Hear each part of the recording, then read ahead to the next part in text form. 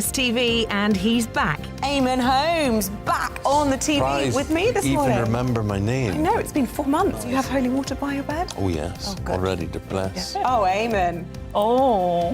Why do you not believe anything I say? Eamon Holmes back on GB News Breakfast at 6 a.m. Hello, I'm Esther McVeigh. And I'm Philip Davis. Whether you're watching or listening on TV, online or on radio, we handpick the latest stories, debates and expert opinions for your weekend. So whether that's politics, news or showbiz, we've got it covered. Join us every Saturday morning at 10 o'clock on GB News. We are GB News, the People's Channel. Why not take us home with you by visiting the GB News shop at gbnews.store. You'll find all the official merchandise, a really good present actually for yourself, your friends or your family. We ship across the UK mainland at no extra cost. GB News, the People's Channel.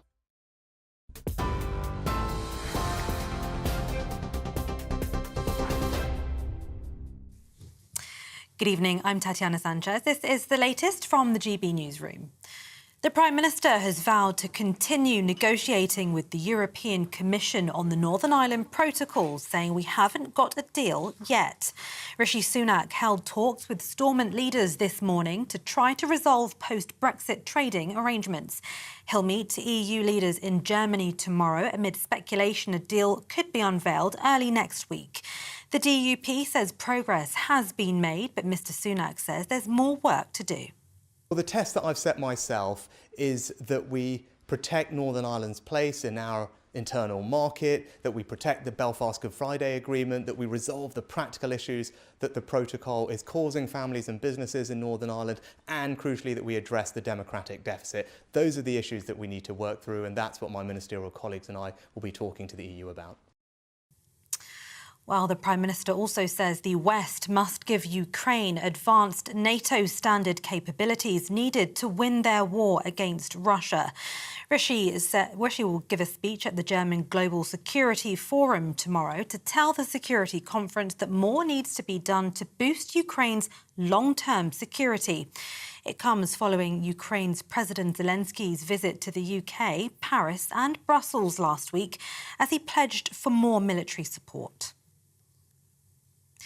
3 people have been pulled out alive from rubble in Turkey today, 11 days after devastating earthquakes shook the region. More than 45,000 people are now known to have been killed in 3 major earthquakes that hit southern Turkey and northern Syria on the 6th of February. Millions of people have been left homeless, sparking a world relief effort, although aid has been slower to reach Syria. The World Health Organization has appealed for £70 million to help with the healthcare of those rescued. Lancashire Police has confirmed it's going to conduct an internal review into the Nicola Bulley investigation.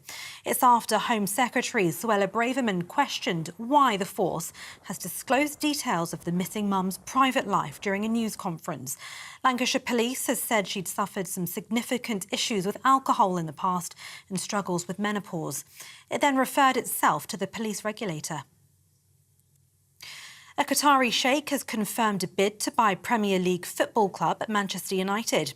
Sheikh Jassim bin Hamad Al Thani is the chairman of one of Qatar's biggest banks. The Qataris are the second group after Sir Jim Ratcliffe to submit a bid to buy 100% of the club. The Glazer family completed their controversial takeover at Old Trafford in 2005. TV, online and DAB Plus radio. This is GB News. Now it's over to headliners.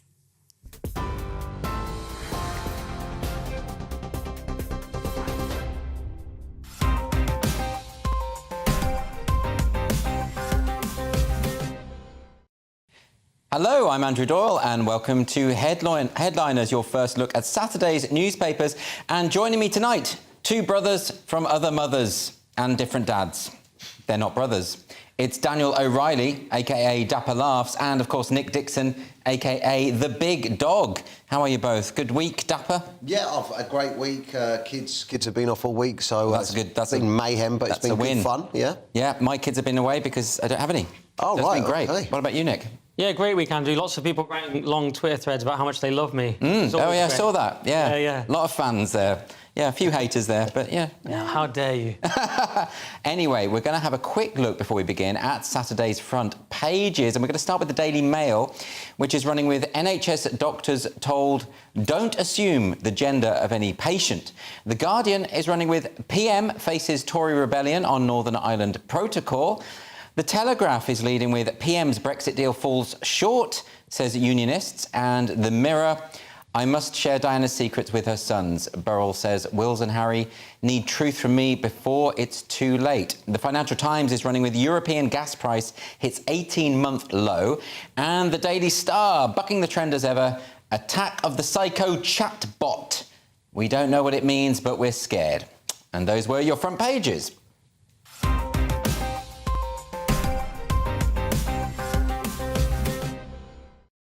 And we're going to kick things off with the front page of the Daily Mail. Dan, what is this all about? This is a good fun one where we're just wasting money on people's feelings here. Treat all patients as gender neutral, the NHS doctors are told. The Health Secretary is angry at taxpayers-funded guide that tells medics don't use pronouns until the patient has confirmed them.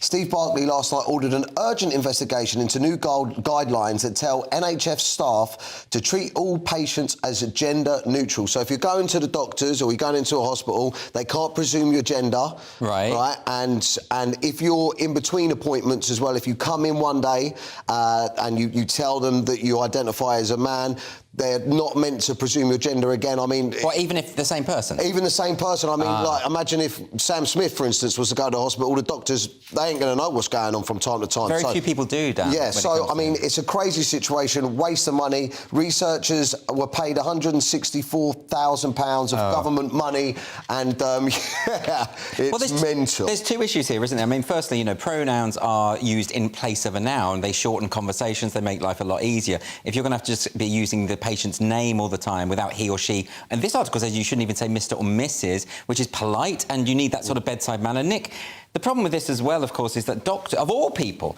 doctors and medical practitioners probably need to know which sex you are.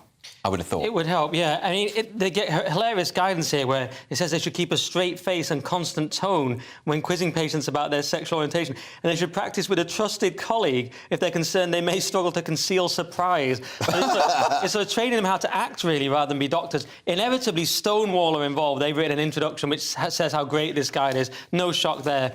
It's another one of these examples of a minister or a politician just having no control over what actually happens. So Steve Barclay's furious, but why has it happened? They seem to have no control over the sort of woke blob, or in this case, the woke NHS. I think that's a very good point. I mean, a lot of this stuff has happened behind closed doors. That's why no one's seen it happen. Right. It's been sort of approved and rubber-stamped, and even figures in the government haven't really seen why this is happening or how expensive it is. I mean, you said, Dan, how much money they're spending on this stuff. You'd think that the money should be spent on, you know, like dialysis machines and, you know, stuff like that. Yeah, well, imagine how the nurses that want the pay rises feel when this money's getting wasted on this sort of stuff. That is a very good point. And it's amazing because but the good thing about it is that it's on the front page now of a major newspaper. So people are waking up to this, and, you know, Sturgeon's gone because of this trans madness and other things.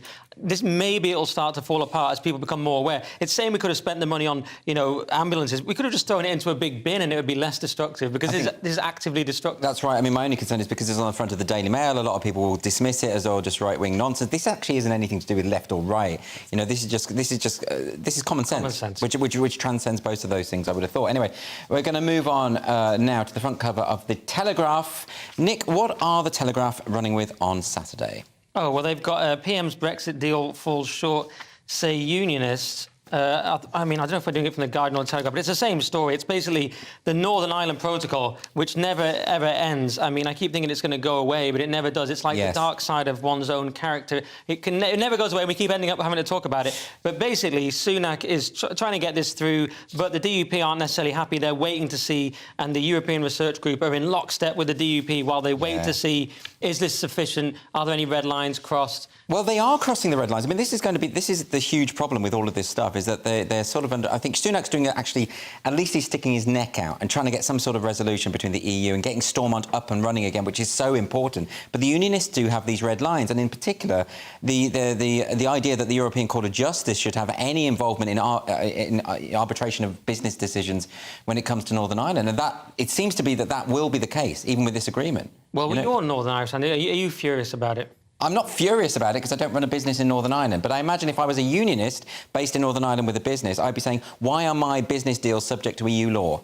You know, you would be saying that. And, you know, I think for a lot of the unionists in Northern Ireland, this is about the constitutional implications. You know, it isn't just about the money, it's about what it symbolises to have this hard border down the Irish Sea. Yeah. I actually would say... I forgot you're not the side that would be furious about it, but carry on. My name's Doyle. You know, that's fine. But I would suggest that this solution of the green lanes and the red lanes, it does mean that goods that are coming into Northern Ireland from Great Britain that are going on to the Republic, they will be subject to those customs checks, and the EU should be happy enough with that. I think this is a good system, but it looks like it's not getting resolved anytime soon. No, well, they're saying Sunak's more open to solutions rather than just posturing than before, but then that's the Guardian, the Telegraph's a bit more sort of sceptical, so let's see. We have to do something, because if Stormont's not up and running, I mean, they had to pass the budget at Westminster, didn't they?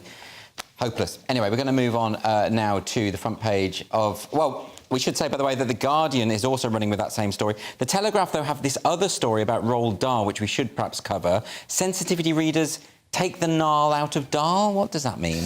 Well, look, it's the same thing again. It's people's feelings being hurt by words, you know, a small minority, I guess, and then everyone having to comply to these big changes. But Words Matter begins the discreet notice which sits on the bottom of the copyright page of Puffin's latest edition of the Roald Dahl books. The wonderful words of Roald Dahl can transport you. It goes on to basically say that we've reviewed the language to ensure that it continues to be enjoyed by all today. So simply, they're changing the books. So were you a fan of Roald Dahl as a kid? No, not really. No, OK. No.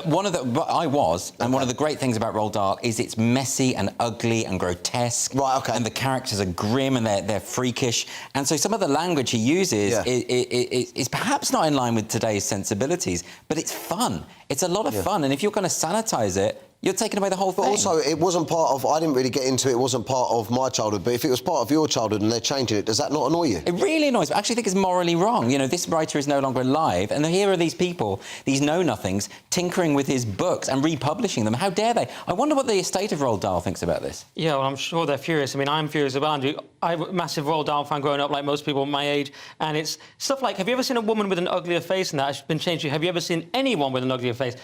And there's one reference to a double chin that gets taken out, but the wonky nose stays in. I don't know why. It's inconsistent, right? Yeah. She used to tell people that this was because she had warts growing on the sole of her left foot and walking was painful. It's changed to... in her right hand, she carried a walking stick, not because she needed help walking. Yeah. Why is that better? So they've taken all the sort of verve out of the language. Well, also, it's funny. Like, Roald Dahl is a funny writer, and if you tinker with even the odd syllable, the joke won't land, right? You know that as a comedian. I know, it's infuriating. As a writer or comedian or anything, you're like, just leave it. Like, even editors annoy me. I'm like, no, leave the phrase alone. It's that way for a reason. and that's just me, let alone one of the great geniuses of literature. So we've got these new versions. People are going to have to go around with, like, contraband Roald Dahl, like under-the-counter copies of the enormous crocodile. You know, we've already got Rowling, who's banned from everything. Now Dahl's banned. These are children's authors. It's so ridiculous. You know, you say that, but I do believe that with this age of things being rewritten and reshaped, I think you need to own physical copies of the original versions. You need physical copies of old books and DVDs, because once it's on streaming services, these executives come in and chop scenes out that they find upsetting. I wasn't joking. I phrased it comedically, but you will have to have the original hard copy, obviously. There's another point to this that I can see as well, and that's that they're trying to protect children from certain things. It's like they're wrapping them in cotton wool. Yeah. What's the next generation of children got?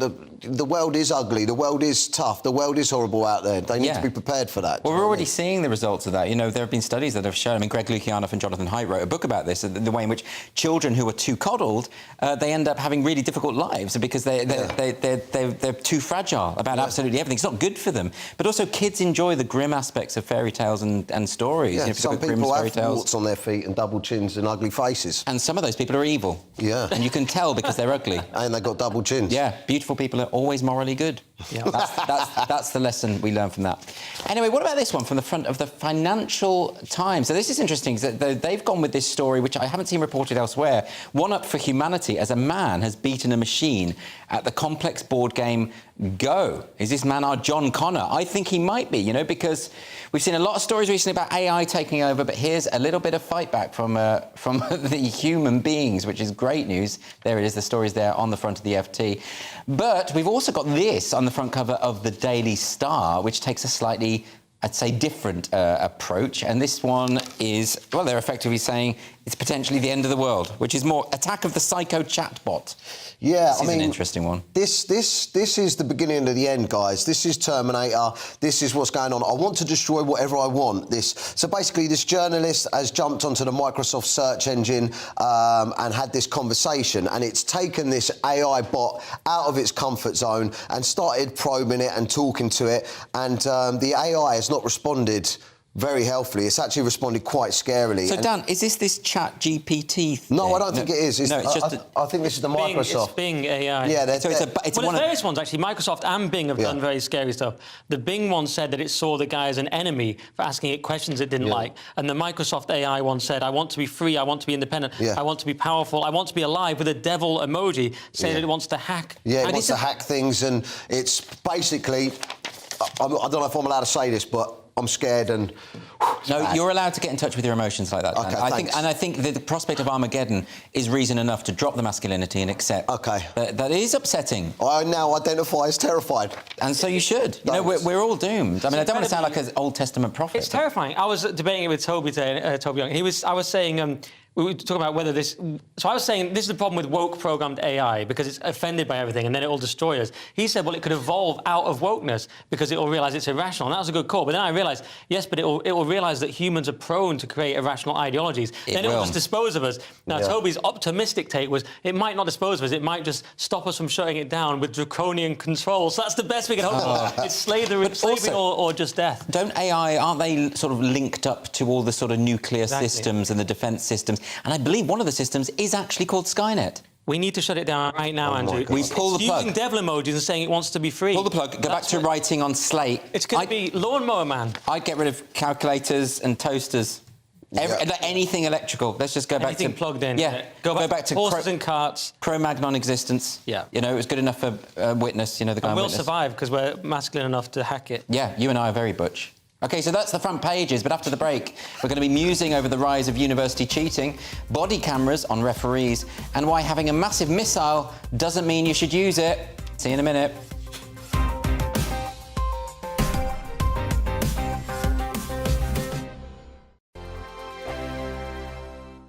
It's all about family, being in people's living rooms, all the interaction and getting to know who our viewers and listeners are. When I was young, my dad used to say, no, stop arguing. I wanted an outlet that would enable me to give my opinion. People are going through a really hard time right now, and I know that you don't feel like you're being listened to by the establishment. I came to GB News because it's the People's Channel, and I want the audience to have their say on the events of the day. We're dynamic. We do something different. Democracy shows that the wisdom of the nation is in its people. I get to travel to find out what the story is from a personal perspective. The British people aren't fools. We know when we're not being told the full story. We've got to work out how Britain moves forward from this. It's the best country in the world. The establishment had their chance. Now we're here to represent your views. Britain's watching. Britain's watching. Britain's watching. We're proud to be GB News. The People's Channel. Britain's news channel. Monday to Thursday, 9 p.m. till 11 p.m. Join me, Dan Wootton. I'll bring you the sharpest takes and hottest debates. Do you not believe in prison? I don't believe in prison. I'm completely stunned. I guarantee you there'll be no spin, no bias, no censorship. I actually was personally quite offended by it.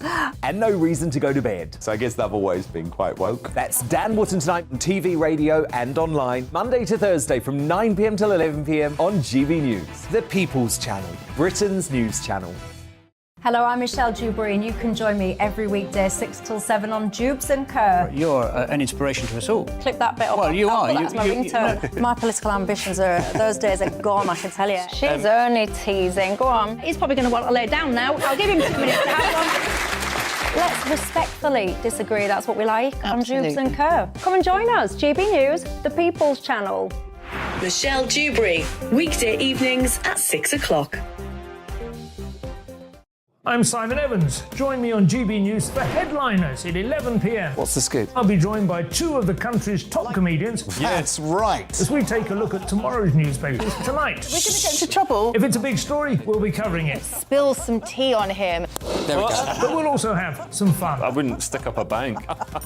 My father didn't love me. So anyway, Headliners every night from 11 on GB News, the People's Channel, Britain's news channel. We are GB News, the People's Channel. and right across the United Kingdom. You can find us on Sky Channel 512, Virgin Media Channel 604. Freesat Channel 216. Freeview Channel 236, and YouView Channel 236. You can also take us with you on DAB Plus Radio. With the GB News app and at the website gbnews.uk. We're absolutely everywhere. Come join us on GB News, the People's Channel, Britain's news channel.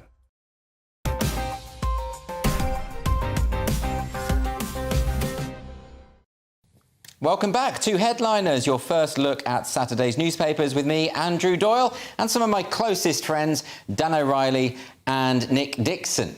Sorry, I meant closet friends. Anyway, let's go to Saturday's Telegraph now. Nick, can Nicola Sturgeon catch a break? Doesn't seem like it. No, so, God love her. Police under pressure to reveal whether Sturgeon was questioned over missing $600,000. There was this $600,000. There was also the loan from Sturgeon's husband of $107,000. So, and they suddenly seem to have this money later for a referendum appeal fund, and people saying, well, where did it come from? So that's, to be clear, the loan of $100,000 was to the SNP by her husband, and they're looking into that, aren't they? I believe so. Yeah, yeah. Everything is alleged. Everything's very much alleged. Yeah, everything's yeah. very alleged and very, not just satirical. It's all satirical. It's either satirical or alleged. But some of it is real and factual, but those the numbers. But so the Scottish Tories are saying that police has to reveal whether they've interviewed Nicola Sturgeon or her husband about it. And as we saw when she resigned the other day, she said she's not discussing it. And so there we go. So she's in a bit of a pickle, maybe, or maybe not. Who knows? Well, go on. I was going to say, who's going to replace her as well is what I've been wondering. Well, OK, well, let's talk about that because, I mean, you know, there's been a lot of focus, obviously, on the gender ideology issue and how that's potentially brought her down. But maybe, you know, there's been all these investigations going on into the finances as well. And, you know, the SNP hasn't been doing great when it comes to sort of drugs and that kind of thing. You know, they have a terrible drug problem in Scotland at the moment. All sorts of reasons why she should step down, probably. But, Dan, what do you think about this? I mean, do you have any sense of who might take over? Do you care? I've got no idea about Scottish politics or any of the politicians and stuff, but I have been following this story a little bit, and I thought it was quite interesting. You know, obviously, I thought that she had stepped down because she was putting men in women's prisons, and it. You would think that was enough, right? Yeah, but maybe she was stepping down to sort of preempt some sort of this financial scandal. Do you know what I mean? So that's what I thought. But in regards to who's going to replace them, Nick, don't look at me like that. I don't know nothing about any of the politicians. You know what's funny? You said you had no idea, and those are the words of 69% of the Scottish public in a Telegraph poll when asked who should replace Sturgeon. 69%, no idea. But that means it's not just me. Or who's going to replace? They don't know any of the other people. That means Dan's actually on the pulse. He's absolutely on the pulse. Yeah. It's the correct answer. Kate Forbes got 7%. Kate Forbes, Dan, any good? No. She's a Christian. She might be sceptical about some of the trans stuff. John Swinney had 6%. Angus Robertson had 5%, although he did win the most Scottish name award. Yeah. No, nothing. No. And Keith Brown got a mere 2%, Dan. I know he's your favourite, but he got a mere 2%. No one's heard of any of these people. Your man Keith not doing well there, Dan. That's such a shame. OK, well, we're going to move on to Saturday's Times now, and somehow students getting even worse. Can it be possible, Dan? Yeah, cheating at universities has doubled since the start of online exams. Who would have thought it? Trying to trust students to do the right thing, and they don't. Tom graduated from a top university last year, 1 mark off a first in Spanish. The only problem is he didn't even learn a word of the language. Every exam Tom took online, he cheated in. He said, I would not have passed my degree if I did not cheat. He didn't feel bad because everyone was doing it. Basically, Spanish exam, don't know no Spanish at all, just used the translator, cheated on the exam. And this is all pushed on from the pandemic. Throughout the pandemic and after the pandemic, the universities didn't really lift the online courses. They stayed on. They're doing the exams on there. And look, if you're going to ask people whether they want to spend their time learning something, or having fun and then just cheating, they're going to pick the having fun. I did. But what's the point, Dan? I mean, like, this guy, you know, he's cheated on a Spanish exam. He doesn't know a word of Spanish now. What's he going to do when he's in Spain? Is he going to just wave his certificate and say that should do? They don't normally go and get qualifications that they actually need or use later on, do they? Well, I'd say, Nick, that there is actually a more existential problem around education with this, because if the students want to cheat, that suggests the system isn't working. You should want to be educated for its own sake. You know, the pupils should want to do well. Yes, you should, but it depends what reason you're getting it for. But also, once everyone else starts cheating, there's a certain sort of grade inflation that goes on where you have to compete with them. Now, there is I mean, you'd think that you know, in-person things would solve it, but even the Zoom exam, he was sat in a dark room, artificially increased the saturation of the image of his camera, and they couldn't tell that he was reading off a wall. They couldn't see the movement of his eyes, which shows a certain level of ingenuity. He should perhaps be sort of problem-solving rather than learning Spanish. So give him an A for problem-solving and a U for everything else. Reading the article, it doesn't sound like, in my someone making a satirical, cynical opinion might say, are the universities that incentivised to actually crack down on this? Because, in a way, the students are paying them anyway. They're getting their fake grade. Are they really incentivised to crack down on it? And, you know, because they're customers now, students, as we know. Well, I think it's... Yeah, but if you are a customer, this is my point, why would you want to cheat? Why would you want to leave university without the thing you paid for, which is an education? Doesn't make any sense to me. Well... But maybe I've just got a better moral compass than all of these people. It does seem that way. I think I am just a better person, better human being. Anyway, we're going to move on now to Saturday's Guardian, Dan, and body cameras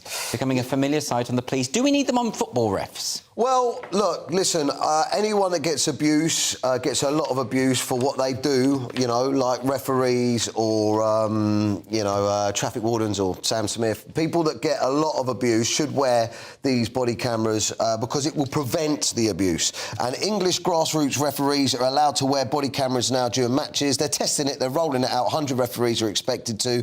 I'm not much of a football fan. I didn't really play much football, but... I've been to watch and they get a lot of abuse, and hopefully this will prevent it because, look, referees, they matter. But why do the body cams make a difference? Isn't the whole thing being filmed anyway? Well, no, I think it's up close. You can't really hear what... you can't there's a whispering slurs. There's a lot of... I can't say on air, but there's a lot of stuff that's said, you know... Whispering... I can't say because I've got a body cam on and it'll...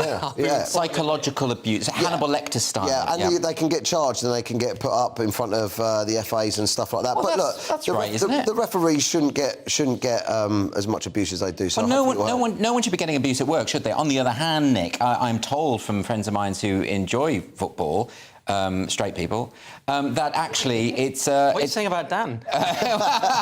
Second time he's been called gay within the show. Well, you know, just casting a few aspersions. But the thing is, you know, it's part of the bants, isn't it? The part of the football bants. Well, I'm always amazed, as a lifelong football fan, the only one here apparently, the amount of vitriol the refs get. Obviously, they make some bad decisions, but they get shouted at so badly by players. I'm amazed that they're allowed to get away with it. So this will obviously be a step to stop it. What's interesting is in rugby union, it doesn't happen. They've solved the problem by simply being really posh, and you're just not allowed to shout at the ref, and it's just accepted, whereas in football, it doesn't happen. So the solution, just have posh people play football? Yeah, you have to have these old-style gentleman's rules, but in lieu of that, you need body cam. Couldn't you go to ice hockey rules where you just punch each other until someone's unconscious? That's another option. That's the other way, that's the manly way to do it. Anyway, we're going on to Saturday's Telegraph, and the New York Times editor is having none of it.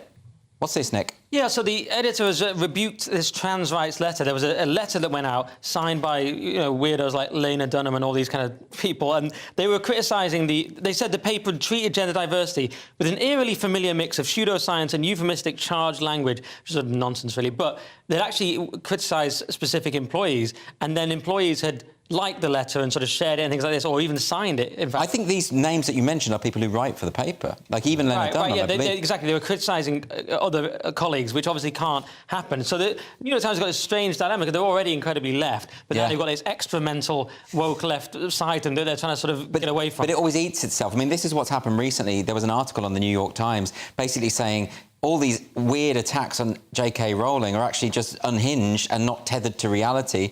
And this is why they're upset about that, because unless you're upholding the hysteria, you can't sustain it. Yeah, and they were furious about that Tom Cotton piece that was published, which was sort of thought to be more conservative. Barry Weiss had left, didn't she, because she was sort of more moderate. It's quite good, though, isn't it, when these people sort of eat themselves and start attacking? Yeah, well, it's good that he's that they're kicking back, but I can feel that there's like this ring fence around this whole trans thing and gender thing, that you say anything and you have any sort of opinion, it seems the backlash seems to be more ferocious than anything else. And it'll get worse the more that they're losing the argument. That's the thing, they're backed into a corner now, and because you've suddenly got commentators asking politicians to define a woman and pushing it, which is really also, I think that whereas normal maybe, like, I don't mean normal, but like working class people that normally have got other things on their mind that don't really care about all this gender stuff, they're getting quite pulled into this because of this whole stuff that it's got to do with the kids. They're starting to look at their kids' future. It's starting to scare them getting pushed on, and they're all getting involved, and it's all blowing up. It's a scary It is all blowing up. Well, look, we're going to move on.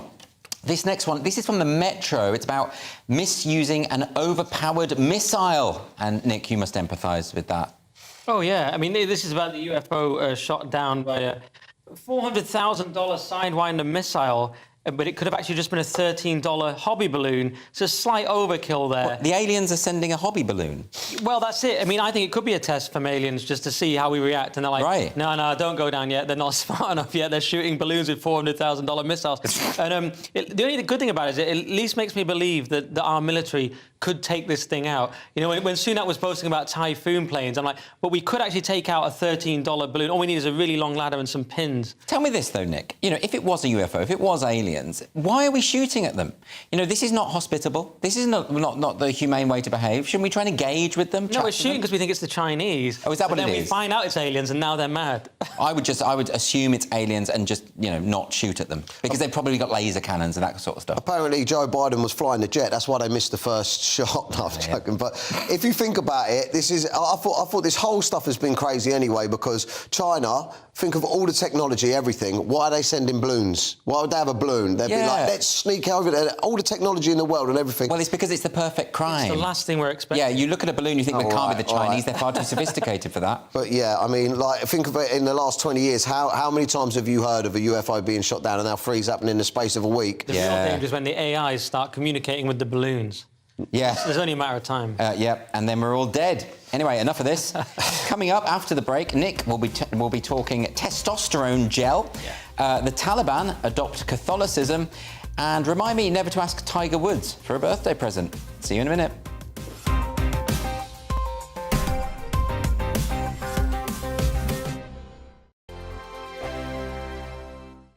We are GB News, and we'd like to say thank you to each and every one of you for bringing us your conversations, for helping our great nation find its voice. We are here for you on radio, television, and online, across England, Scotland, Wales, and Northern Ireland. It's not the BBC, you know, you actually get your facts right. We are proud to be GB News, the People's Channel, Britain's news channel. I'm Mark White. As GB News Home and Security Editor, I cover those key issues that are so important to you. Our authorities, our communities doing all they can to combat violent crime. With the public services under unbearable strain, why are we still failing to control our borders? Defence, the first priority of any government, has been continually hollowed out. Can we trust our politicians to protect the armed forces? Join me, Mark White, on GB News. Join me, Nana Akue, Saturday and Sunday afternoons on GB News. Expect fiery debate and passionate discussion as me and my panel tackle some of the biggest topics hitting the headlines. It's a place for everyone's opinion. No one gets cancelled, but no one gets an easy ride. Oh, she's on it today! Be ready for conversations that are fierce, frank, and of course, fun. Every Saturday and Sunday afternoon from 4 p.m. on GB News, the People's Channel.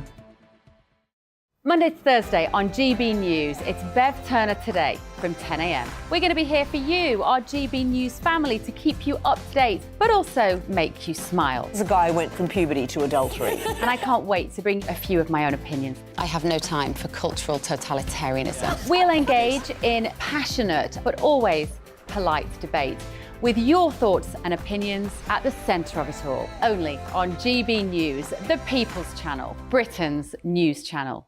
Join me every Sunday at 6 p.m. for Gloria Meets. In exclusive interviews, I'll be finding out who our politicians really are and what they really think. It's something that you would never want anyone to suffer. I didn't know what channels there were. I didn't think I'd be believed. I must have weighed about 7 stone and I'm 5'8". My instincts was to sort of cover this up. I mean, clearly that was a mistake. Join me every Sunday at 6 p.m. on GB News, the People's Channel, Britain's news channel. We are GB News, right across the nation. You can get us on television, on radio, on digital. We're absolutely everywhere. Amazing! You see, amazing! You remind me of me in the European Parliament. But here's the most important bit. We are not part of the mainstream establishment. We think and speak just like you do. We are the People's Channel. Magnificent. That's really, really thoughtful. Come and join us on GB News, the People's News Channel.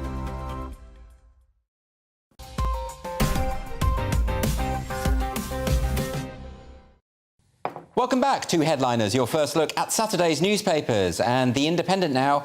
And who better to tackle the issue of testosterone-fuelled women than Nick Dixon? But Nick, I want you to answer this as Jordan Peterson.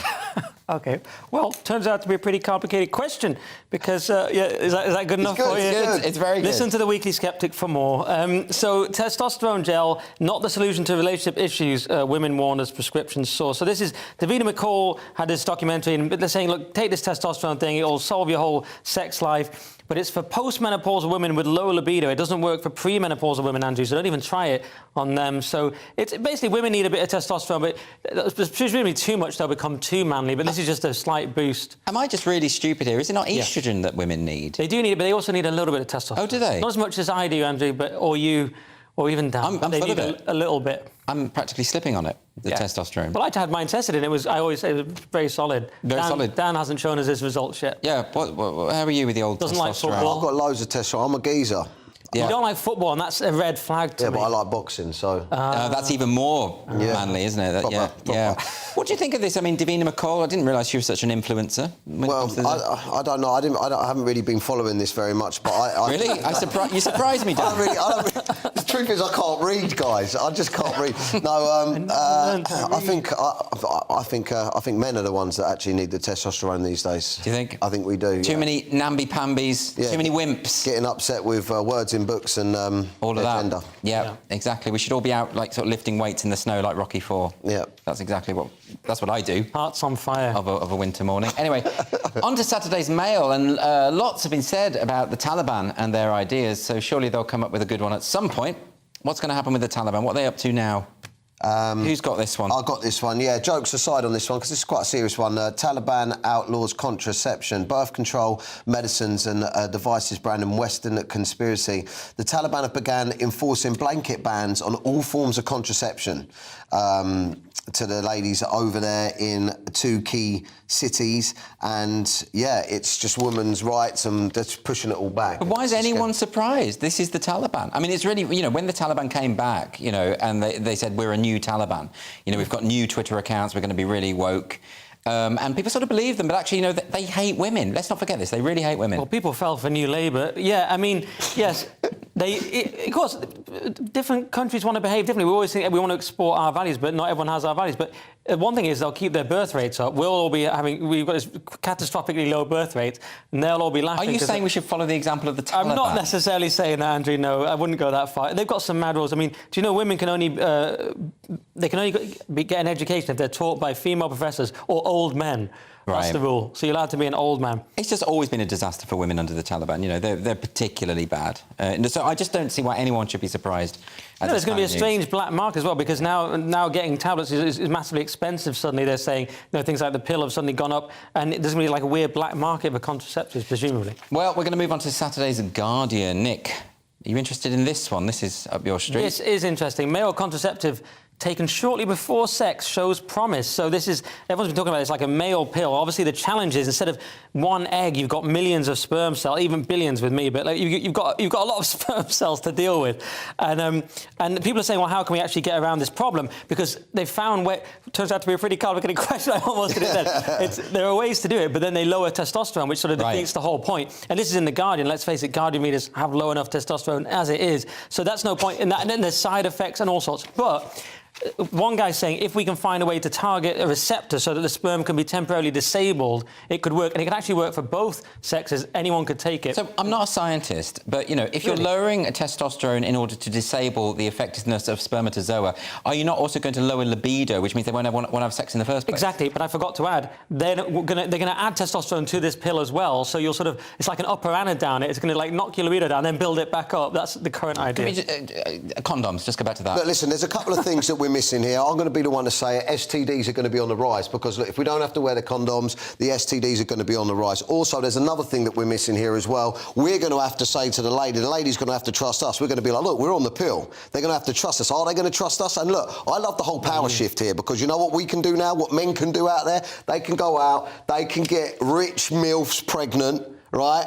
Right, get the rich MILFs pregnant, don't bother getting jobs, chill at home, live the dream. It's a great point. Lie to rich MILFs. I hadn't thought of that. Boom, give me the pill. I think we can get away with that phrase because it's an acronym, and people don't know what it means. Oh no, am I going to get cancelled? On a serious note, it should also reduce abortion, isn't it? Which is a good thing. Look, it might be a very good thing, you know. I don't know, I'm being very liberal on it. Feminist campaigners have said for a long time, you know, it feels a bit unfair that we have to take responsibility for everything with the pill, and why shouldn't men have a pill? And it just turns out it's a lot harder to engineer, right? Yeah. I think that's the situation. Anyway, we're going to move on to the Daily Star now.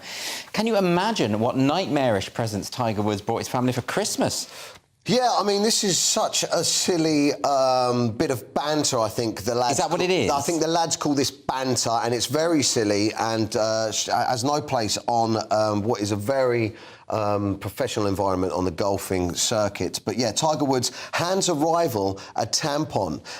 Sporting great Tiger Woods is back in action, and he pranked the person he was playing with, and just basically on the ninth hole, he went over to him and he slipped the tampon into his hand as a little bit of as a bit of a joke, and people were obviously in uproar. But I think this Paige girl, she backed him and said, look, it's just a little bit of banter, it's just a bit of fun. So there was you know. That's him making the exchange. That's it. There, yeah. But classic tampon gag. I don't know what it means. I don't really understand. It doesn't seem to mean anything. If the guy was had spoken out against tampons or something, it would have a certain irony, but there seems to be no meaning to it. You're saying it's banter. I know the meaning. What is it? No, I don't think he can say on air. No, but no, what I said off air, that's... But no, what I think it is here's a tampon for your...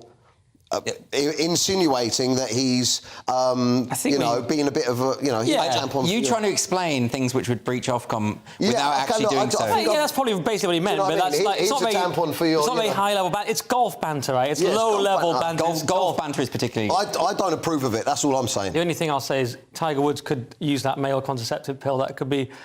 Good for him. Maybe. If you don't know anything about Tiger Woods' history, that meant nothing to either of you, I could tell. I know nothing about his history. OK. Anyway, Saturday's Guardian now. One of my favourite activities, sleep. What's this about? A sleep story, like a good sleep story. Humans, Andrew, the Guardian has just discovered, may need more sleep in winter. One of these stories that we all need. It's also colder in winter, by the way, just FYI. Didn't everyone know this? Of course you need more sleep. Everyone anecdotally knows this, but now they have some sort of evidence about it from Germany. And we have apparently longer REM sleep in winter, and we have less deep sleep in autumn. So we hibernate.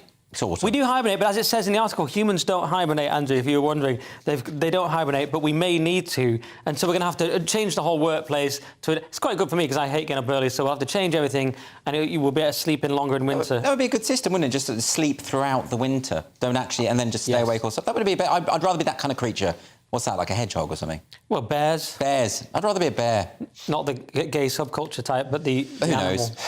My options are open. What do you think about this one, Dan? Well, they've done this massive study, and I could have just solved it for you in one sentence. It just gets darker earlier, doesn't it? That's it. That's why we go to sleep. Dan, the scientist. Boom. Got it. Nailed it. That is part 3 over and done with. After the break, an uncontrollable Irish accent, the French are pretty cheesed off, and how humpbacks get humped back. You won't want to miss that.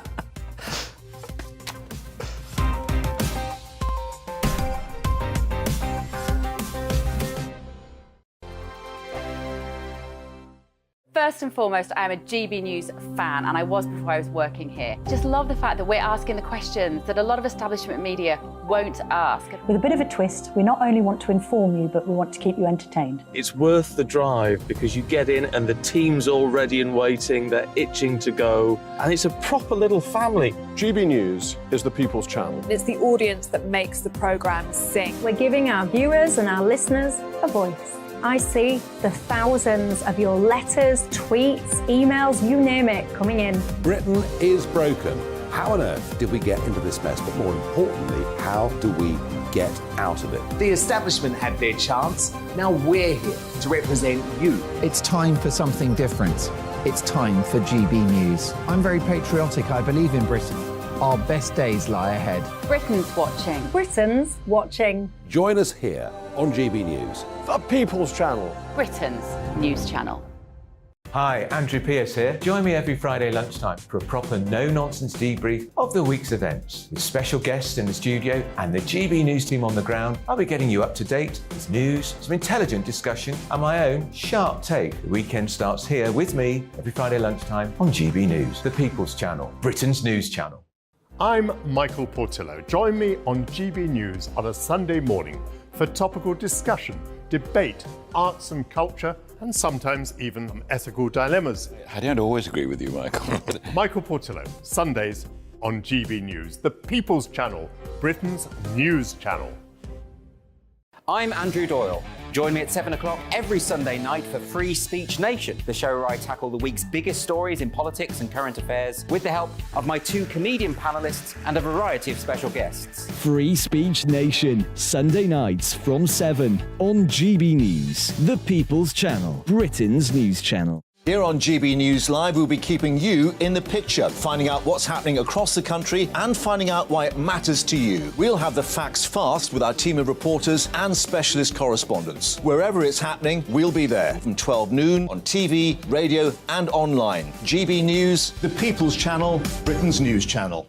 Join me, Patrick Christie's, Monday to Friday, 3 till 6. We tackle the day's news agenda like you've never seen before. It's high tempo, high octane, the most controversial topics, and the best guests. You will not be able to take your eyes and ears off it. I'm not afraid to ask the questions that you really want answered. 3 till 6 p.m, Monday to Friday on GB News, the People's Channel, Britain's news channel.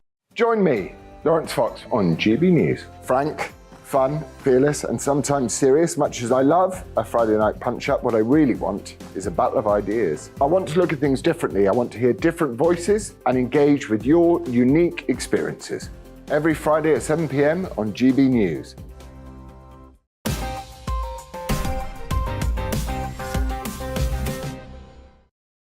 Welcome back to Headliners with me, Andrew Doyle. This is your first look at Saturday's newspapers, and we're going to start with this one.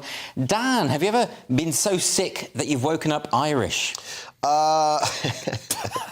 There's a lot I could say with that, but no. The Telegraph. An American cancer patient developed an uncontrollable Irish accent. This is actually quite crazy. Doctors believe the unusual side effect is a result of a condition called, you're going to have to pronounce this for me, I think, paraneoplastic neurological disorder. We're just going to that's a pretty good go at it. Yeah. An American man who was suffering from prostate cancer developed a strong, uncontrollable Irish accent. Now, this comes from the immune system attacking parts of your brain, and then suddenly you're like, top of the morning to you, the rest of the day to yourself. You're speaking cliches as well. Yeah, I mean... You've suddenly got a pig under your arm. Oh, right, that sort of thing. Andrew's Irish, he gets quite sensitive. He's actually got the opposite. You've got... I don't have it. You've controlled your... You've got... No, I never had it. You've lost it. You're so controlled. What about... OK, you woke up... Go on. Isn't this a bit like... You know The Exorcist, the film? Yeah. That was based on a real-life case of possession, and the child actually started speaking Latin, which is a language they've never known. And this is a patient who's never been to Ireland, from what we understand. So is it possible that he is kind of remembering something from his ancestry in the genetics? When they had some Irish relatives when younger, so I'm wondering if he just overheard them when very young, like once or twice, and that was enough to get in the brain somewhere. That's my theory, anyway. I'm not an expert. Or maybe he's heard the Irish accent before on films and things. Yeah, but let me look. There's several weird examples of it. There was a young Norwegian woman who was hit in the head by shrapnel from a bomb in the Second World War, and she started developing a German accent. Everyone thought she was a Nazi spy and wouldn't sell her food in the shop. Imagine that, Andrew. That's like you suddenly wake up and you've developed a woke accent at GB News. It'd be an absolute nightmare. Start talking about toxic masculinity. Yeah, exactly. Yeah. No, No. What is a woke accent? Well, like, I think you'll find that's toxic. Something like that. Woke accent always goes up at the end. Yeah, I think you'll find that's really problematic. So they go up at the end like that, even though it's not a question. It's sort of faux American. Anyway, we're going to move on to Saturday's Times now, and they've got some news on the French losing at something yet again. Finally, the story we all wanted to cover. It's about cheese. Italian cheese is the best in the world. That stinks, say French gourmets, because they lost, Andrew. There was a thing of best cheeses, which came from a Croatian food website, and they're the key deciders of what the best food is, Croatian food websites. And Mexico were in there, Portugal and Poland and Italy. Italy did the best. But the highest-ranked French cheese was Reblochon, which was only 13th, and they've gone absolutely mental. One of their reporters on their TV, most popular news channel, said, "How is this possible? We, the land of cheese." And then they asked a load of people on the street and stuff, and one of them said he was disappointed, but held up his head high nevertheless and said, "We French can be proud." Yeah? Of what, though? Not this. You've lost. Well, they call themselves the land of cheese, so this is their achievement, which is fair enough. You know, if that was their thing, then why shouldn't they be upset about this? They should at least be in the top 10, Dan, surely. Yeah, I mean, I've got no interest in this story whatsoever. I've got to be honest. What's your favourite cheese? Is it... Dairy Lee. Dairy Lee. Yeah. That's a pretty good one. I quite like Les Poisses, which is a French cheese, and I think I like that should be... cheddar, Andrew.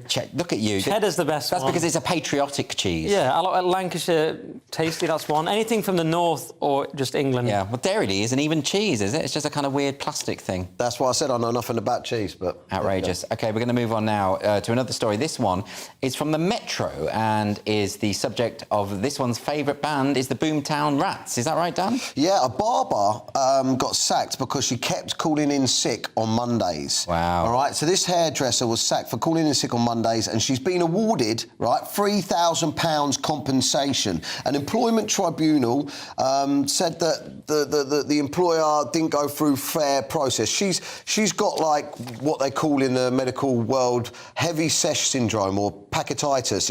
It's when after the weekend you go so hard you can't make work on a Monday. Ah, but she would deny that, wouldn't she? She would just say that coincidentally she was always sick on Mondays. I mean, But it's been happening for years. But anyway, this actually got my back up a little bit. I thought it was bad. As a business owner myself, imagine if someone wasn't turning up for work on Mondays for 2 years, then you finally fire them, then they go and they sue you. You'd be absolutely screwing. Yeah, you would be. I knew an actor who was in Les Miserables once, and he always said that after the weekend he was singing really badly on the first day back. So actually, it is a real thing, isn't it? People get This really... is the closest you can relate to a barber is someone singing Les Miserables. This is how artsy-fartsy you are, Andy. That was shocking. That was my first frame of reference. You know, it's why we love you. But she was ill on this occasion, but she called in sick so many times. He was totally within his rights. This is the problem now. Employers can't do anything. They get sued. Even if they get threatened with legal action, they'll just give out ridiculous payouts. Yeah, but did she admit? Did she say that, you know, I've been out on a session all weekend and she hasn't... She just phones up and says... But she had more days off than all the other people combined from sick days. Yes, but you do have Just because she wasn't sick on this particular one, there was a pattern. But you do have workers' protections now, and people do get sick intermittently, and you can't really... We need to get rid of those. But you can't assume people are lying, can you? The employer... I don't know why I'm saying it. I'm not an employer. Dan's an employer. You are. So if someone was missing every Monday, you would get rid of them? Yeah, straight away. But I would follow the textbook regulations to ensure that I wasn't at risk of being sued. But actually, also, the sort of person who can't handle a hangover... I mean, come on, you don't want that... I wouldn't employ that person. You wouldn't want that person? No. There's no stamina. Ridiculous. What about this one? This is on a new dating technique from The Times. Nick, you're a ladies' man. Is this the Wales story, Andy? Because sometimes the intros are so oblique. Like, I think this is about humpback whales fighting, but I have no idea from your intro. Yes, but there's a romantic element to the There's story. a romantic element. Humpbacks find love by giving up on the wailing, and that's a pun. Wailing like whales, but also singing and shouting. Thank you for that. Thanks. Yeah, it's no worries. So humpback whales looking for love have shifted from singing to fighting as a way to approach females, and it's also happened with humans in Newcastle. But that's, for me, living there 4 years. That's not in the story. But yeah, basically, they were singing, just nicely singing away from 1997 to 2015, and the ones who sang did better. But then that shifted, and so now the ones that don't sing but just fight are doing much better. And they reckon it's because, well, one, the world's just got harsher in general, we've all noticed this, but there was much more distance before. They had to sing across long distances because it was not very densely populated, the ocean, but now it's more densely populated. They're just at close quarters, just scrapping it out with each other. So actually, this is a good news story because it means a species... More whales. Yeah, there are more humpback whales. But they're behaving worse. But they're behaving badly because there's more of them. Yeah. So they just need to, get them in check, don't they, Dan? Have you any thoughts on humpback whales? I mean, you're always talking about them. Yeah, I mean, well, like Nick pointed out, this is very similar to the human race at Wetherspoons at kicking out time on a Friday night. Do you know what I mean? You have a little bit of a scrap, the ladies look on and they're like, oh, that geezer's quite hard, I'm taking him home. It's relationship material in certain council estates. Is that actually how it works? You can also sing, but it doesn't work as well, does it? That's how I met my wife. I would have thought that serenading is a better method of courtship than scrapping. If you can hold a tune, I think the women like that. It's better if you can hold a headlock.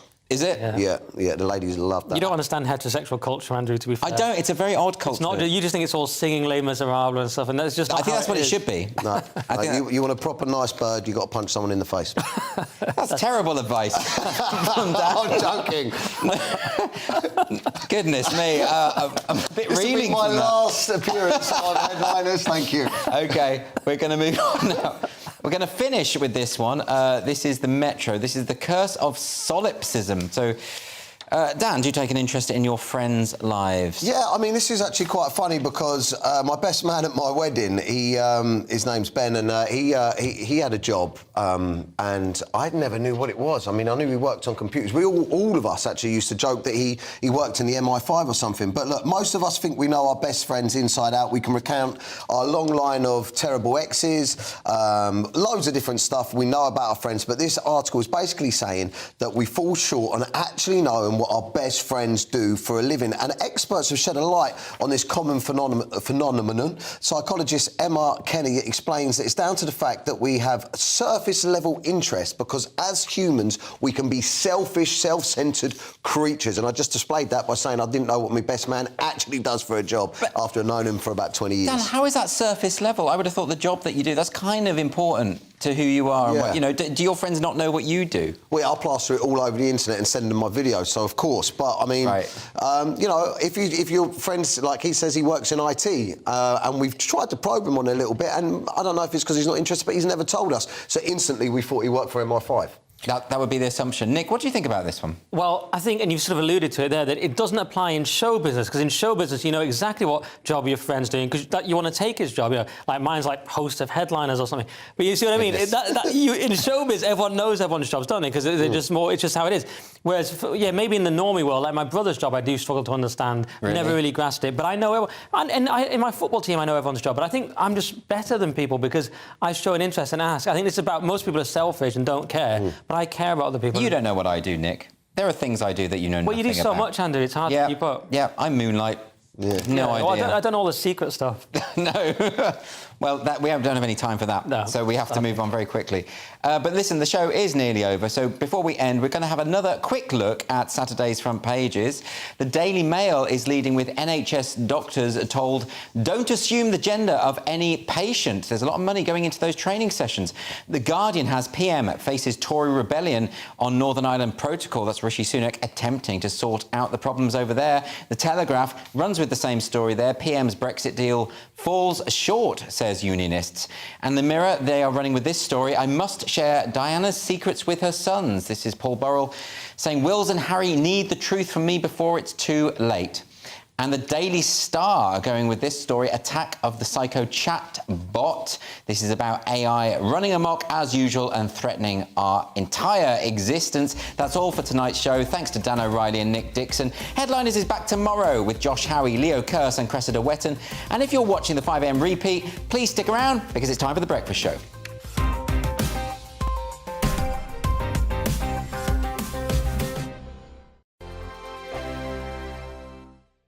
It's all about family, being in people's living rooms, all the interaction and getting to know who our viewers and listeners are. When I was young, my dad used to say, no, stop arguing. I wanted an outlet that would enable me to give my opinion. People are going through a really hard time right now, and I know that you don't feel like you're being listened to by the establishment. I came to GB News because it's the people's channel, and I want the audience to have their say on the events of the day. We're dynamic. We do something different. Democracy shows that the wisdom of the nation is in its people. I get to travel to find out what the story is from a personal perspective. The British people aren't fools. We know when we're not being told the full story. We've got to work out how Britain moves forward from this. It's the best country in the world. The establishment had their chance. Now we're here to represent your views. Britain's watching. Britain's watching. Britain's watching. We're proud to be GB News, The People's Channel. Britain's news channel. Join my show Farage, 7 p.m. till 8 p.m. Monday through Thursday, and there you will get opinion, analysis, debate, and I'll cover stories that nobody else dares to touch. You've been cancelled. Join the club. Oh my goodness me. And then for the last 15 minutes, talking pints. We're over a drink. We have a civilised conversation with someone. We very often disagree, but we do it in a grown-up way. Come and join me on Farage. We are GB News, the People's Channel. And right across the United Kingdom. You can find us on Sky Channel 512, Virgin Media Channel 604, Freesat Channel 216. Freeview Channel 236, and YouView Channel 236. You can also take us with you on DAB Plus Radio, with the GB News app and at the website gbnews.uk. We're absolutely everywhere. Come join us on GB News, the People's Channel, Britain's news channel. He's the king of breakfast TV, and he's back. Eamon Holmes, back on the TV with me this morning. Even remember my name. I know, it's been 4 months. You have holy water by your bed? Oh, yes. Already depressed. Yeah. Oh, Eamon. Oh. Why do you not believe anything I say? Eamon Holmes back on GB News Breakfast at 6 a.m. Hello, I'm Esther McVeigh. And I'm Philip Davis. Whether you're watching or listening on TV, online or on radio, we handpick the latest stories, debates and expert opinions for your weekend. So whether that's politics, news or showbiz, we've got it covered. Join us every Saturday morning at 10 o'clock on GB News. We are GB News, the People's Channel. Why not take us home with you by visiting the GB News shop at gbnews.store. You'll find all the official merchandise, a really good present actually for yourself, your friends or your family. We ship across the UK mainland at no extra cost. GB News, the People's Channel.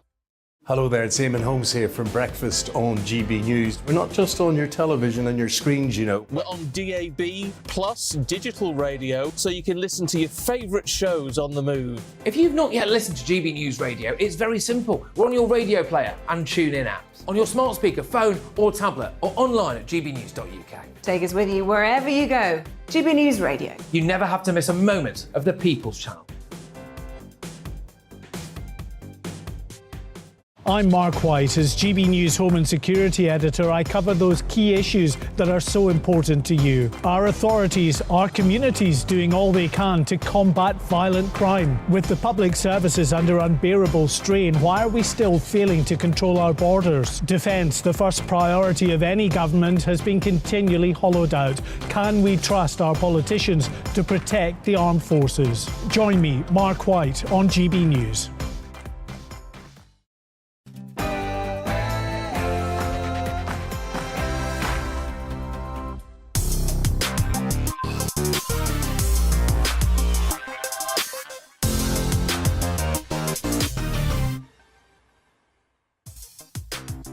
Good evening.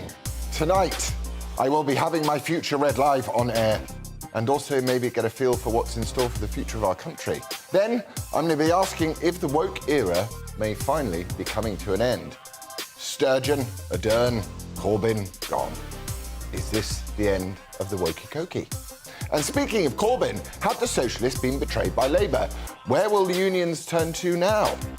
Then, finally, I will dish it out with Narinder Kaur. Stay tuned for that. And don't forget, most importantly, I want to hear from you. Send me your views at gbviews at gbnews.uk or at Lots of Fox on Twitter.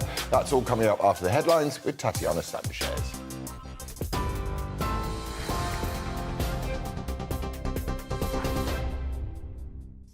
Good evening at 7 o'clock. This is the latest from the GB Newsroom.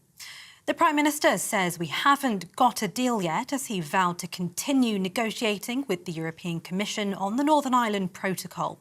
Rishi Sunak held talks with Stormont leaders this morning to try to resolve post-Brexit trading arrangements.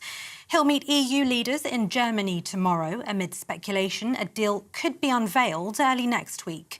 The DUP says progress has been made, but Mr Sunak says there's more work to do.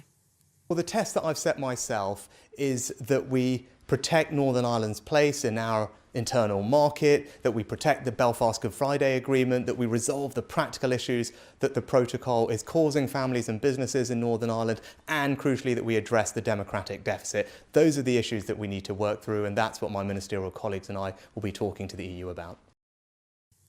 Lancashire Police has confirmed it's going to conduct an internal review into the Nicola Bulley investigation. It's after the Home Secretary, Suella Braverman, questioned why the forces disclosed details of the missing mum's private life during a news conference. Lancashire Police has said she'd suffered some significant issues with alcohol in the past and struggles with menopause. It then referred itself to the police regulator. Around 1,500 ambulance workers in Wales will now join almost 10,000 GMB members across England in a strike on Monday. It's after the GMB union announced its staff in Wales had rejected an offer from the Welsh Government. Meanwhile, ambulance workers in the West Midlands have taken to the picket lines today, with patients facing yet more delays as a result. Members of the GMB and Unite unions are staging their walkout in their long-running disputes over pay and staffing. The Department for Transport has announced a cap on bus fares in England will be extended by 3 months.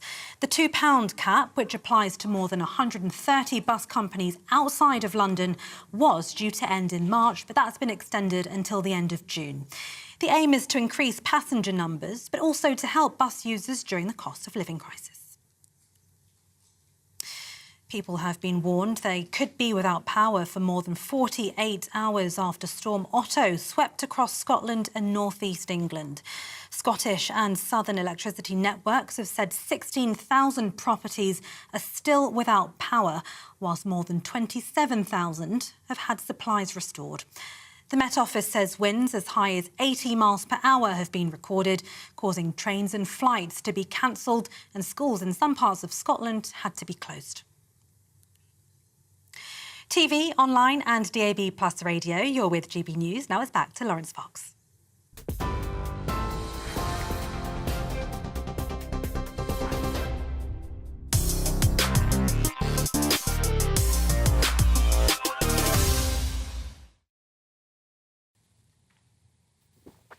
Ding dong, the sturgeon's gone, pun intended. So is it the end of the woke as we know it? It is surprising how many lost memories from childhood bubble back up to the forefront of our minds when it is our time to become parents. Like some enormous download of stored wisdom, experience and guidance to help us for what lies ahead. We remember the times of sadness in our early years as if they were yesterday, and we attempt to sever that channel of emotion for our own kids. Likewise, we cherish the times that we felt loved and secure, and we do our best to make sure that we pass that gift on for our children to do the same one day in return. We fail constantly because we are human beings and we are imperfect, to say the very least.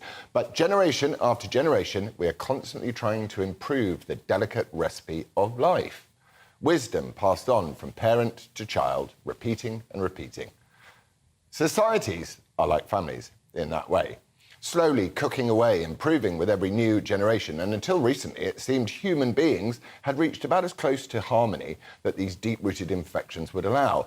The eternal genius of Martin Luther King telling us to judge what lies beneath these layers of thin skin rather than the colour on top of them. To work towards equality of opportunity for all, and to the end, the horrors of racism and segregation. That no matter who you were, there was a place in society where you would be recognised and represented. It almost seemed by the turn of this century that we were nearly there. In our affluence and leisure, we even took time away from our own worries to turn our gaze on the world around us and how it could be improved, nurtured and conserved for generations to come. And then all of a sudden, the whole intricate process shuddered to a halt and a great reset took place. A silent revolution had begun. Mankind turned inwards against itself. As Cooper mused in the wonderful film Interstellar, we used to look up to the sky and wonder at our place in the stars. Now we just look down and worry about our place in the dirt. It all began with language. We didn't notice it at first. We thought it was politically correct not to say certain things. We were embarrassed at the words our forebears used to describe others. We were happy to modernise and update our constantly evolving language. A little nip here and a little tuck there and move on. But for some, A little nip or tuck will never, ever be enough. Words themselves, even the most benign of all, became tools of oppression and violence at worst, and indicators of unearned privilege at best. There could no longer be justice, for example. It needed a modifier, so justice became social justice. Privilege, immutable by dint of birth, was odiously modified to the exclusive property of anyone with vaguely pinkish skin. Perhaps most ridiculous of all being that in our desperate desire to eradicate Granny's rather embarrassing utterances whenever she called someone a coloured person, we just reversed the order of the words and everything was just dandy. Person of colour? Fine. Coloured person? Bigoted, racist, devil. Distinction without a difference in the war for words. Language stopped becoming a way in which we would communicate and connect with each other and started to become a means of exerting power and control over each other. People started to keep their mouths shut for fear of stepping on a linguistic landmine which could destroy their entire life. Today, polling reveals half of Great Britain are frightened to speak their own minds, and that can't be good. But why stop there? Wondered the leisured ideologues aimlessly plodding the corridors of our universities, institutions and seats of government, looking to bring about the great change. Why just modify words when you can change their entire meanings altogether? And we're better to start than man and woman. At some point during this dizzying decline in peaceful human improvement, those who seek power and control over us for our own improvement turn their eyes on simple biology. There is no such thing as male or female. Those two immutable and entirely different sexes suddenly became a scale. One could, in one's narcissism, place oneself self-importantly on wherever one liked. Today, identity matters far more than actual reality. This obviously has a few predictable drawbacks, such as broad-shouldered men with autogynephilic fetishes, putting on a women's swimming costume, hopping in the pool, beating women sounding in competition, then popping to the dressing room to ditch his costume and offer glimpses of his penis to the girls whose sporting futures he'd just destroyed. The girls were instructed to be silent and not to voice their fear at sharing protected private spaces with a dude, or even at the unfairness of it all, but for fear of future repercussions from their entirely understandable fury. But swimming races and penises in dressing rooms are one thing. Violent rapists in female prisons are something entirely different. As we saw this week, common sense and reality came home to roost for one of the speech suppressors in chief, the Scottish First Minister Nicola Sturgeon. First, there was the highly controversial Gender Recognition Reform Bill, which was returned to sender shortly after it arrived in Westminster. Then came the 50-second interview, which starkly revealed the ridiculousness of the woke ideology to the public. We can't show it on here because it belongs to ITV, but let me give it a go like this. It went, are trans women women? Well, yeah, but no, can they go to prison? I don't know, I'm not sure. It is like Vicky Pollard and Jimmy Kranke's love child. Anyway, convicted rapist Adam Graham had decided to chuck on a wig, call himself Isla, and was no doubt salivating at the idea of sharing his sentence locked up alongside some potential future victims. But it seemed this time the public just couldn't take the madness anymore. The backlash forced Nicola into a hurried retreat and announced that Adam wouldn't be getting the holiday of his dreams after all, and the First Minister of Woke and her cronies who wished to police speech around the family dinner table had gone just one step too far. A sudden awakening from the wokery seized the public, and she is now, thankfully, bye-bye. You see, that's all it takes, really. People to stand up and say, no thanks, not interested, don't want this stuff anymore, to this insidious secular religion, which is a danger to the existence of women, delights in the sacrifice of the mutilation of children, hates the family and the passing on of wisdom in favour of celebration of the self and all the darkness which comes with it, and which has damaged societal discourse and, most importantly, freedom of speech, without which democracy is an illusion in such a fundamental way.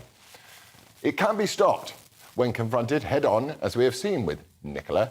It is my hope that the fall of the Sturgeon signals the beginning of the end of this ideological woke supremacism.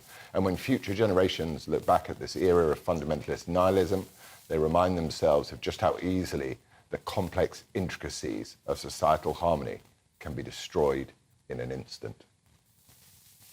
So, tonight I'm asking you, is this the end of the woke as we know it? Email gbviews@gbnews.uk or tweet at GBNews or at Loz of Vox.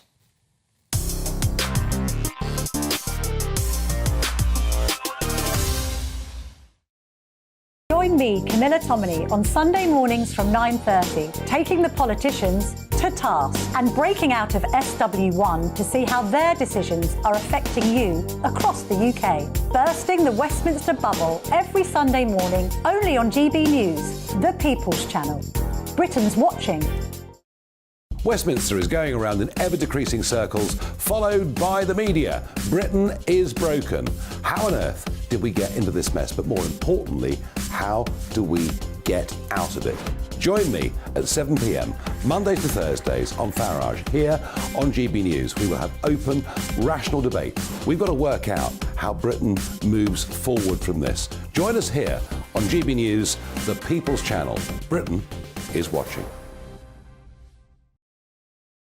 Join me, Camilla Tominey, on Sunday mornings from 9:30, taking the politicians to task and breaking out of SW1 to see how their decisions are affecting you across the UK. Bursting the Westminster bubble every Sunday morning, only on GB News, the People's Channel. Britain's watching.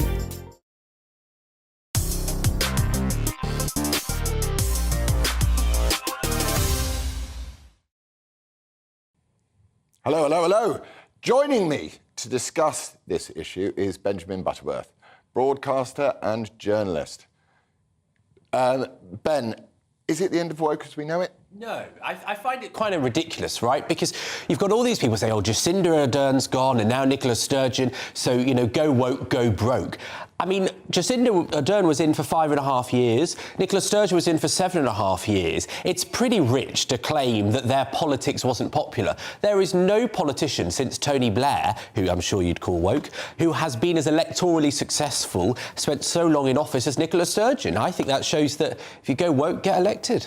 Go woke, get elected? Yeah. So you think we're seeing the rise of woke identity politics, more of it? I mean, I kind of hate the idea of identity politics because I don't accept that it's really a thing, right? It's just people living their lives as viscerally as you live yours as a white bloke, right? The things that you clutch to in your identity are just what gay or trans people are doing in the same way. I don't think that is actually such a radical departure. But, you know, if you were looking at how to win elections in Scotland, you would look at what Nicola Sturgeon's been doing because the SNP... Stoke nationalism. You know, I wouldn't personally go for the SNP, but they're clearly on course to have the most seats at the next Holyrood elections. What would happen if we did that in England? If we had a highly nationalistic party in England? Wouldn't we condemn that? Well, we have a Conservative government, so I think they did quite well out of it as well. Have you seen it? Well, I mean, it always struck me as really quite weird that people on the right of the Conservative Party celebrated Boris Johnson, because as far as I could see, his actual policies weren't a million miles from Tony Blair, which gave me some cause to be ease about the world. You felt better about it that way? I did. I mean, I'm certainly not going to go out, you know, chanting for him, but I think this idea that woke is over is just a nonsense. And actually, if you look at the course of history, if you look at the last 30 years of politics in this country and maybe 20 years in the US, the kind of ideas that people are calling woke, things like gay rights, things like awareness of transgender people, things like racial politics changing... I'm not sure that's what people are upset about when it comes to attacking woke stuff. I think people are more upset about, you know, the transitioning of children and the teaching to children of critical race theory and stuff like that. Stuff's more on the thicker end of the wedge. But, I mean, well, first of all, I think the idea that kids are being taught critical race theory... I mean, they are. I've got the stuff from my own child's school. They talk about white privilege, skin colour privilege in PHSE and RSE. Well, I mean, I think when it comes to things like, you know, being aware of white privilege and of the context in which Britain exists, I think that's a useful thing. I don't think we should rewrite history. No one's trying to rewrite history, but we can't go back and change it, can we?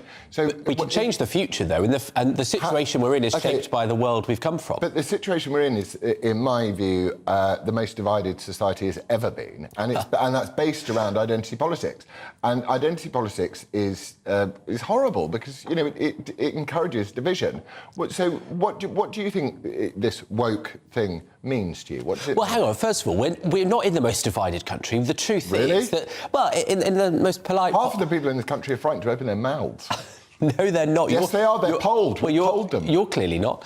No, I'm not. I'm not. The truth is, I'm afraid, that rich, straight, white blokes like yourself feel threatened because there are people from minority groups, people who haven't had power historically, who are claiming their power. By anybody. I just don't like people being racist to me. No, but I remember side of the flat I just moved out of, actually, you complained about the same-sex couples on the traffic lights, right? Why would things like that be alarming? That's just celebrating different types of relationships in the I don't world. want political traffic lights. But they're not political, they're just everywhere. fun. Can we not just have a green light? I'm not complaining. I'm not like, I can't bear it. I'm just going, is there any aspect of life that we can remove politics for? I don't have to go, we had a zebra crossing and now we've got a trans crossing.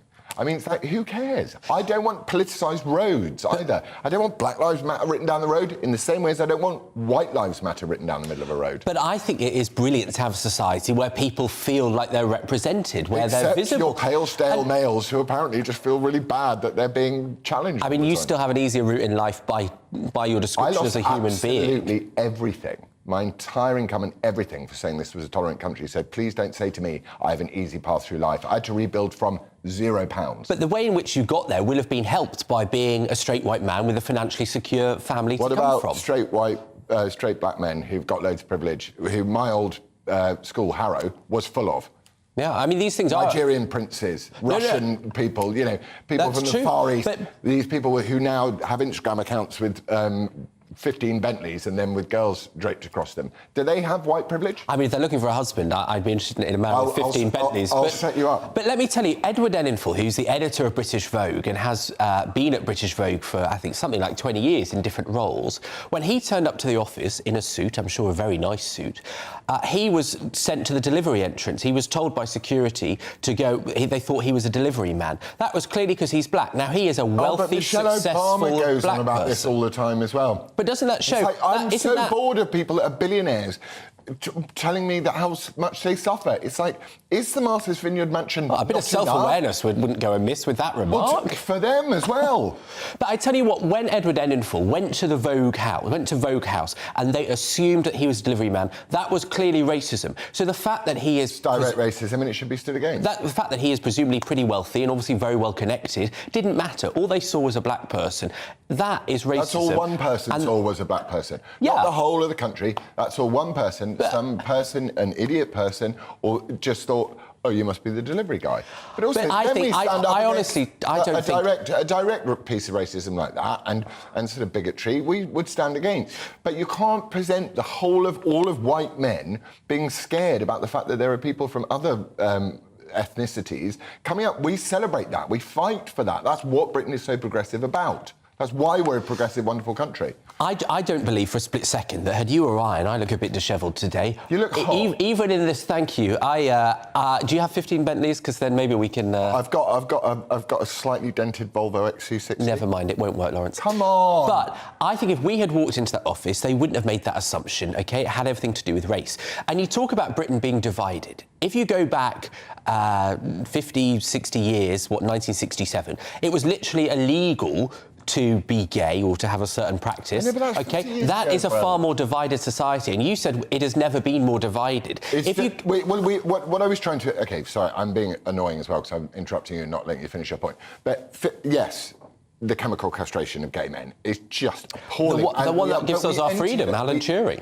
Yeah, exactly. But we entered a period in society where there was a place for everybody, of any skin colour and sexual orientation, and it just feels to me like we've gone that... We're going, right, what are we going to do? What are we going to improve next? And it's not actually bringing harmony, it's creating division. I wish we lived in that kind of society. You know, I'm 30 years old, and even I, being relatively young, went to school when Section 28, which banned the so-called promotion of homosexuality by local councils and council-run schools, that was in place when I was in secondary school, right? And I'm only 30 years old. So the idea that you have a generation of people, that we've reached this utopia where everyone has freedom in the first place, it's just not true. I didn't say utopia. What I said was we were making progress, and we continue to make progress. But I think you'd really, really struggle to find a huge amount of homophobia, certainly in London. I mean, and around this country. I think people really accept people. In fact, I polled them, and their tolerance towards people who are trans, gay, anything, the LGBTQ++ so-called community is hugely tolerant. What there isn't a tolerance for is telling white people that they're all racist and privileged, People don't like being told that, and they don't like kids being hyper-racialised in school or hyper-sexualised in school. Do you think that is there somewhere where we could find some common ground to say, you know what, it's good not to teach 10-year-olds that they might be girls? But I don't accept that framing of it at all, because when you talk about, when you use the phrase hypersexualised, I assume what you're referencing is sex and relationship education, which now starts in the latter stages of primary school. Now, the truth is, it is relationship education. It is, aside from biological facts that one might need to know at 10 or 11 years old, which clearly is necessary for people to know, it is about understanding the world you live in. And actually, I think that kind of relationship education at primary school age is extremely important, because it arguably reduces the chances of those kids being victim to paedophiles, to sex attackers, because if they know and value their body and what a relationship looks like, they can stand up to someone who's trying to abuse that. Quite the reverse to what some people would claim. I think it's a fair point that you make, but I would disagree and just say that I think when I was young, I was taught, don't get into a car with strangers and don't let anyone touch your bits. But that's how it is. Benjamin Butterworth, thank you so much. Thank you for joining me. Right, thank you, Benjamin. Coming up next, I will have my future read live on air, because that's so much more important than the country's. And also, I'll maybe get a feel for what's in store for the future. See you in 3.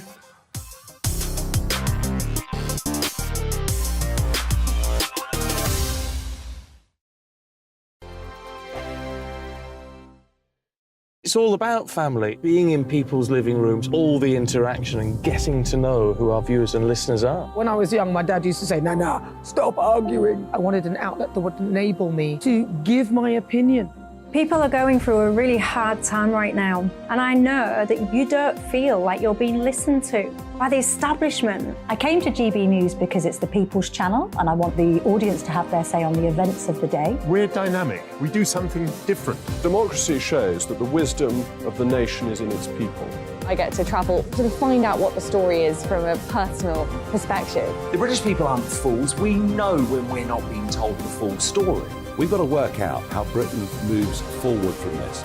It's the best country in the world. The establishment had their chance. Now we're here to represent your views. Britain's watching. Britain's watching. Britain's watching. We're proud to be GB News. The People's Channel. Britain's news channel. Monday to Thursday, 9 p.m. till 11 p.m. Join me, Dan Wootton. I'll bring you the sharpest takes and hottest debates. Do you not believe in prisons? I don't believe in prisons. I'm completely stunned. I guarantee you there'll be no spin, no bias, no censorship. I actually was personally quite offended by it. And no reason to go to bed. So I guess they've always been quite woke. That's Dan Wootton tonight on TV, radio and online. Monday to Thursday from 9 p.m. till 11 p.m. on GB News. The People's Channel, Britain's news channel. Hello, I'm Michelle Dewberry, and you can join me every weekday 6 till 7 on Jubes and Kerr. You're an inspiration to us all. Clip that bit up. Well, you are. That's my ringtone. My political ambitions those days are gone, I can tell you. She's only teasing. Go on. He's probably going to want to lay down now. I'll give him 2 minutes to have one. Let's respectfully disagree. That's what we like on Jubes and Kerr. Come and join us. GB News, the People's Channel. Michelle Dewberry, weekday evenings at 6 o'clock. I'm Simon Evans. Join me on GB News for Headliners at 11 p.m. What's the scoop? I'll be joined by 2 of the country's top comedians. That's right. As we take a look at tomorrow's newspapers tonight. We're going to get into trouble. If it's a big story, we'll be covering it. Spill some tea on him. There we go. But we'll also have some fun. I wouldn't stick up a bank. My father didn't love me. So anyway. Headliners every night from 11 on GB News, the People's Channel, Britain's news channel. We are GB News, the People's Channel. And right across the United Kingdom. You can find us on Sky Channel 512. Virgin Media Channel 604. Freesat Channel 216. Freeview Channel 236. And YouView, Channel 236. You can also take us with you on DAB Plus Radio. With the GB News app and at the website gbnews.uk. We're absolutely everywhere. Come join us on GB News, the People's Channel, Britain's news channel.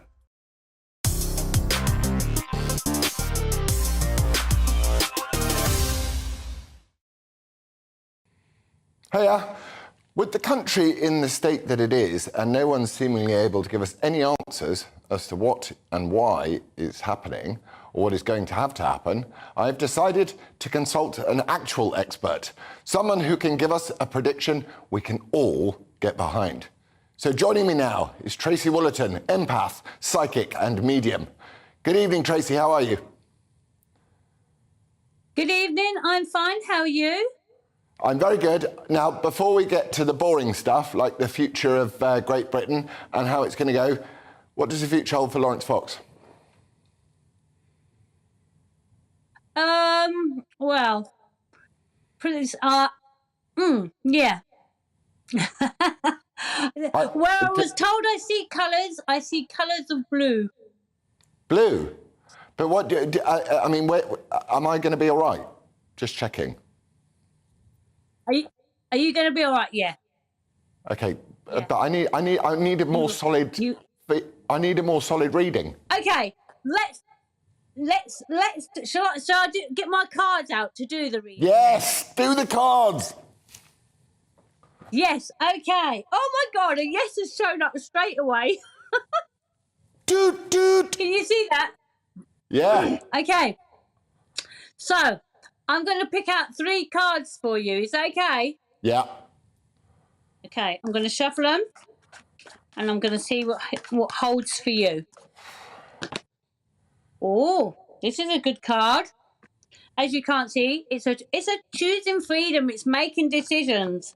And a card has fell out. A card says, don't worry about upsetting people. You're not one for procrastinating. There's big decisions that you've been putting on hold, but you are heading in the right direction. Brilliant. Okay? And then the last card is, okay, don't let anything hold you back. Look around you, there's new journeys. If there's things that, like I said, on the last card that's been put on hold, stop procrastinating, move forward, and take on new challenges. Would you say that that's fair that I should therefore ask my employers for a large pay rise? Not in that sort of way. Okay. Now, you know what? If you want a pay rise, just manifest it and allow it to come. Okay, I'll do that. Now, I know you're not sort of mad into the politics and all that stuff, and who really cares? But we have a future. We're heading towards an election. There is the red of Labour and there is the blue of Conservative. What comes into your mind at this time? Definitely the blue. Wow. Definitely the blue. It was coming to me earlier on. That's why I said I was seeing blue. So you're basically going against the polls. And I judging